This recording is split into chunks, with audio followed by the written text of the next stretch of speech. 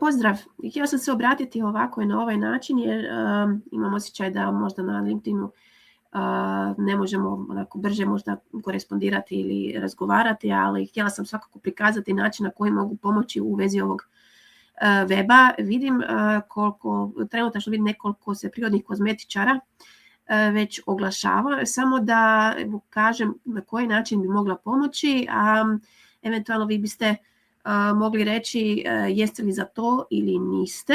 I za početak, znači da vam poboljšam web homepage zajedno sa možda proizvodima ili još jednom stranicom koju ovdje vidite.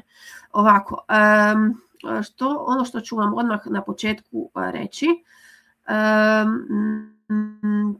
ovdje s lijeve strane ovaj tu dio minimalistička i visoko učinkovita kozmetika, vidim da izrazi, termini su apstraktni, valja ih konkretizirati, pogotovo za potencijalne kupce koje će tražiti kozmetiku. Uvijek valja razmišljati što oni najčešće traže, a što vi možete ponuditi, a što imate inače u asortimanu.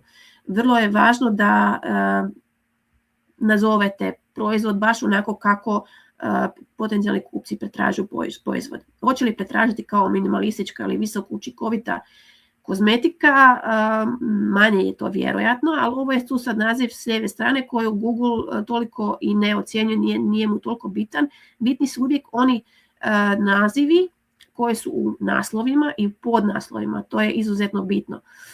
Idemo pogledati odmah iza kako izgleda ta struktura vaše glavne stranice. Inače, kad optimiziram, najčešće optimiziram tako da kroz optimizaciju provedem glavnu stranicu i još jednu stranicu, onu koja je po vama najvažnija. To je sigurno će biti ovdje proizvodi, budući da je ovo više manje web shop, ali i o nama, to je još onda plus jedna stranica koja još se dodatno naplaćuje. Moja tarifa osnovna obuhvaća osnovnu minimalno glavnu stranicu i sporen stranicu. Idemo pogledati po sadržaju što je to dobro. Ovako vidi vaš Google vašu stranicu. Naslov je serumi za njegu kože. Ok, specificiramo da se radi o serumima, to je dobro da ste kategorizali proizvode. I za što je namijenjeno? Za njegu kože. Dobro, kože kao sad lica više, je li to više za lice ili za tijelo? Možda bi bilo još bolje da to dodajemo ovdje. Naravno, to možemo sve zajedno, ako želite ući u suradnju sa mnom, uvijek ću to determinirati i utvrditi zajedno s vama, ništa ne radim samo na svoju ruku, nego to preispitujem zajedno s vama jer ste vi osoba koja stoji iza brenda. Ono što vidite ovdje je opis je predugačak i da vidimo imamo li kakvih ključnih riječi. Otkrite moć prirodnih i visoko kvalitetnih seruma za njegu kože. Znači tijelo ili lice, moramo specificirati bi bilo dobro. Naša kolekcija prirodnih seruma, znači opet koristimo prirodni serum, se provlači drugi puta ovdje. Opet i prirodni sastojci su tu i koža, T3. Najčešće T3 se tu spominju. S time da trebamo srezati opis, jer opis ima maksimalno 160 znakova i unutra moramo smjestiti glavne riječi, glavne ključne riječi.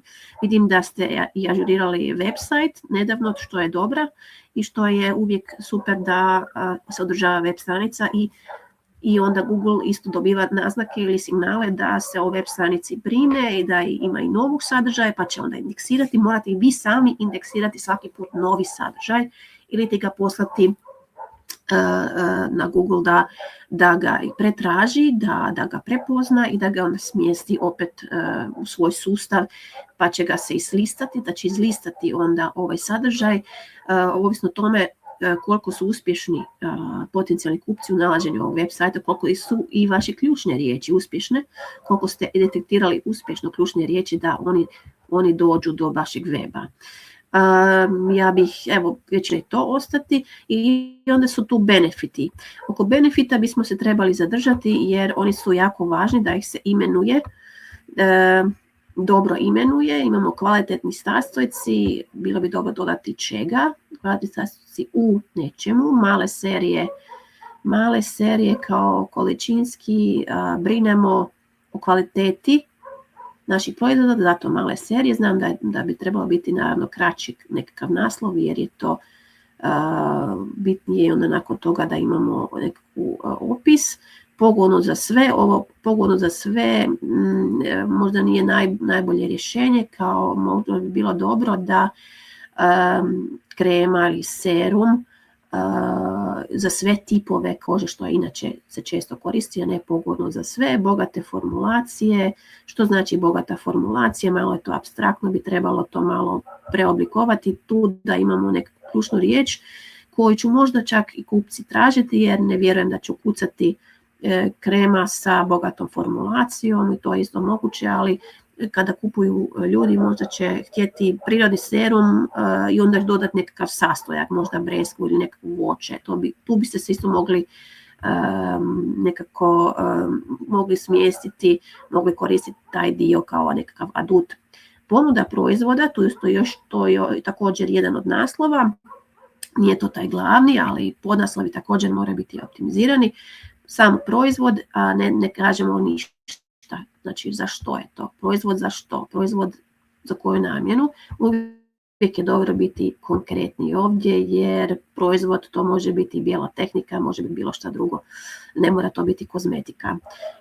Onda imamo tu